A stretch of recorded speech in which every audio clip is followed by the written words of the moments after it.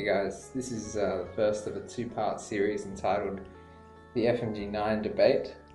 Now this first video is regarding the use of FMG9s in one-bar matches and whether or not they can be justified. I'm sorry if there's a bit of echo in this commentary. I'm actually doing this commentary while I'm at uni. I'm in one of the quiet rooms at the library. And the room has like a glass door, so occasionally people walk past and they actually see me talking to myself. It's a bit weird. They must think I'm a bit of a weirdo. Maybe I am. But anyway, so look, I think FMG9s can be justified to be used in one-bar matches. Actually, just this morning I was playing in a one-bar match where a guy had a mic and he was saying, "Oh, why are you using the FMG9s? You're such a noob." Well, here's why I use FMG9s in one-bar matches. And it really comes down to the connection. And you need to use the FMG9s to compensate for that.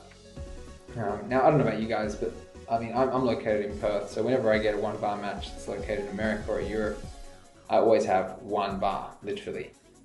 Whereas I've seen, some people from the eastern states, for example, when they're playing on the US matches, if the host is located on the west coast of the United States, then they usually get two bar. That doesn't happen for us. For me, it's always a one bar. If it's American match, guaranteed one bar. Now what that means is I'll have anywhere up to about a second or so of lag before I start getting hit markers on enemies. Now in contrast, it's important to note here that the Americans, the rest of the Americans in the match will be getting hit markers on me basically straight away. And the reason for that is because hit markers, they're dependent on like how close you are to the host. So if you're close to the host, then you'll get hit markers on people straight away. Whereas if you're far away from the host, then it'll take a while for you to get hit markers. And that can be seen just by, that can be proven just by the fact that when you're a host, you get hit markers straight away. So hit markers aren't based on your client, they're based on how close you are to the host. So like I said, it takes me about a second or so to get hit markers. Now what that means is basically that if I've got a gun that shoots at like 1,000 rounds per minute, then I won't start getting hit markers from the first bullet I shoot until I've gone through to about the 17th or 18th bullet in my magazine. Now, what's also important to note here is that in this game, it's important to see how dying works and how that relates to this. Well, the way you die, obviously the way you die in this game is if you get shot, but if you die on someone's screen in this game, then it's got like the highest priority out of everything else. So as soon as you die on one person's screen, it'll update everyone else's screen and everyone else that you've died, and you'll die on your screen, on their screen as well. So if it takes me a full second to start getting hit markers, and what that means is that the enemy who's getting hit markers straight away has a full second to kill me before I even start hitting them. Now if they do kill me in that full second, then what happens is I'll die, and none of the bullets that I shot during that second will register. They'll just disappear, nothing will happen with those, and I'll just die. So effectively what that means is that I've got like a whole second to die before I can even start hitting someone.